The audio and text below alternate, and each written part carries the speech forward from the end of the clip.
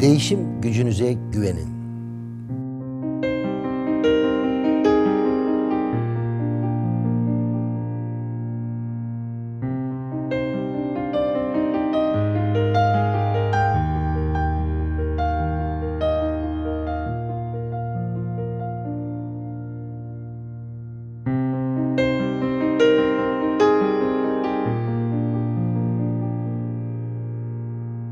İki resim arasındaki farkı, aydınlık Türkiye'ye inanan bir avuç insanın çağdaş eğitim ışığında kenetlenmesi yarattı. Eğitimde başarmak için bilgi ve cesaret gerekli. 23 Aydın 1995 yılında kooperatif modeliyle Bursa'da bir araya gelerek eğitimde yapılması gerekenler karşısında sadece seyirci kalmayacaklarını gösterdi. Çağdaş Eğitim Kooperatifini kurdu. Üstelik tarihimizde eğitimle topyekün kalkınmanın örnekleri de vardı. Köy enstitüleri.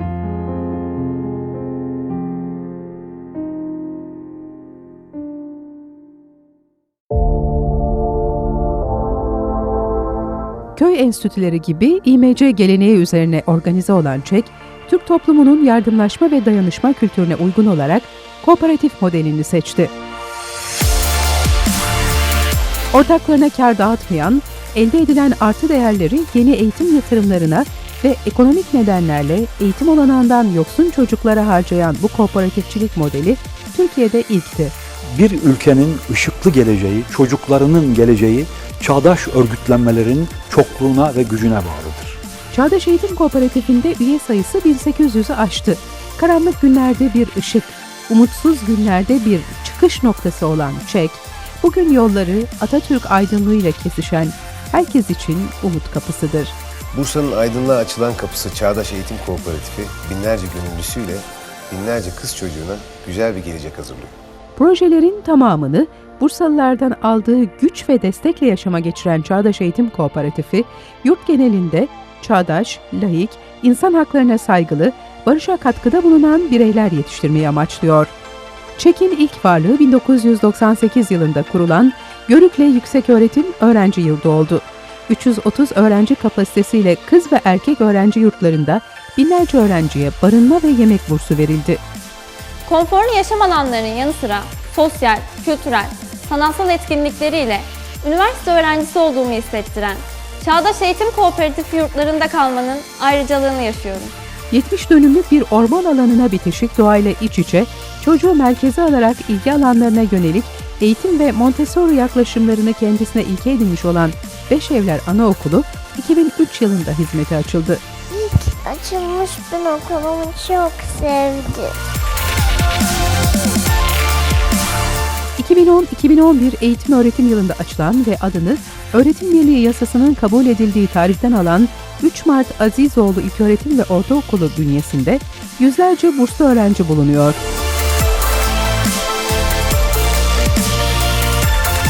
Teknolojik ataklarla sürekli kendini yenileyen, anaokulu hazırlık, ilk ve ortaokulu barındıran eğitim kurumunda gelecek 100 yılı inşa edecek kapasiteye sahip bireyler için akademik müfredatta bilişim, yazılım ve yabancı dil konusuna yoğunlaşılırken spor ve sanatsal aktivitelere de büyük destek veriliyor. Böylelikle sınav odaklı olmadan ortak sınavlarda Türkiye listelerinde ön plana çıkma başarısı gösterilebileceği de kanıtlanıyor.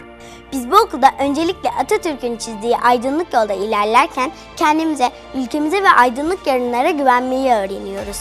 Özel 3 Mart Halil Güleç Anadolu Fen Lisesi ise 2017 yılında kapılarını açtı. 34 derslikli lisede Anadolu Fen Lisesi ders programlarının yanı sıra zenginleştirilmiş programla yetenekli öğrencilerin eğitim öğretimine olanak sağlanıyor. Böyle bir kurumu kuran kuruculara, yöneticilere ve sosyal sorumluluk duygusuyla bağış yapan herkese çok teşekkür ediyorum. Çağdaş Eğitim Kooperatifi çalışmalarını sosyal sorumluluk projeleriyle de genişletiyor. Bu projelerin başında gelen Kız Çocukları Okusun diye projesiyle kırsalda eğitim hakkından mahrum kalan kızlarımız Bursa'da Çağdaş Eğitim Kooperatifi'nin ücretsiz yurtlarında kalarak kaderlerini değiştiriyor. Projenin ilk yıllarında Çekirge'de Mustafa Dörtçelik'in bağışladığı binada kalan kır çiçeklerimiz, Bağcılar'ın katkılarıyla kendi yurtlarına kavuştu. 29 Ekim 2014 tarihinde hizmete açılan Güler Osman Köseoğlu Ortaöğretim Kız Öğrenci Yurdu'nda kalan kır çiçeklerimiz, %86 gibi yüksek bir oranla üniversite sınav başarısı gösterirken, yüksek öğrenimleri sırasında ve sonrasındaki hayatlarında da Çek ailesinin bir parçası olmayı sürdürüyor. Dünyayı anlamak için, insanı anlamak için, kendim olabilmek için çağdaş eğitimin açtığı yolda ilerliyorum. Benim başarım çağdaş eğitimin ve çağdaş eğitimi destekleyenlerin başarısı olacak.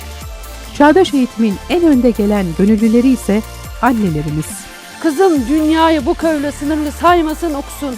Benim ve bu köyün diğer kadınları gibi tarlayla ahır arasında geçmesin kızımın ömrü. Okusun ve dimdik ayaklarının üzerinde dursun. Diyorlar ki kızınızı şehre göndermeye korkmuyor musun? Korkmuyorum. Kızım Çağdaş Eğitim Kooperatifine emanet. Çek ve imece kelimeleri kaynaştırılarak isimlendirilen Çekmece projesiyle belirlenen köy ilkokullarıyla bilgi ve eğitim olanakları paylaşılıyor. Gönüllü eğitmenler aracılığıyla atölye çalışmaları, eğitici geziler gerçekleştiriliyor.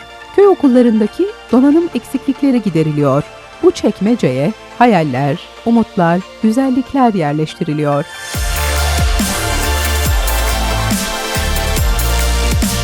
Yine çek, inovasyon, reform ve geliştirme kelimelerinin kaynaşmasıyla ortaya çıkan Çekirgem projesi ise bir düşünce kulübü olarak hizmet üretiyor.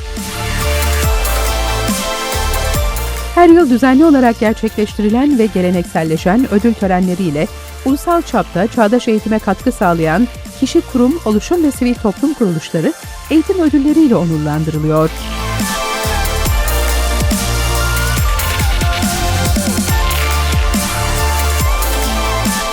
Çağdaş Bakış dergisiyle yapılan çalışmalar kitlelerle paylaşılıyor.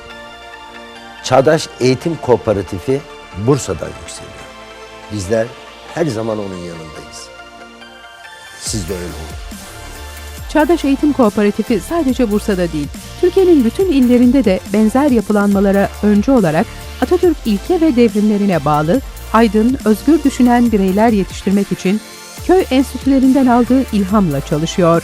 O nedenle diyoruz ki, farklı dünya görüşlerimiz, farklı siyasal düşüncelerimiz, farklı çözüm önerilerimiz de olsa, laik ve demokratik bir Türkiye ortak paydasında buluşabilen herkese, hedeflerimize ortak olmaya, geleceğin aydınlık Türkiye'sine katkıda bulunmaya çağırıyoruz.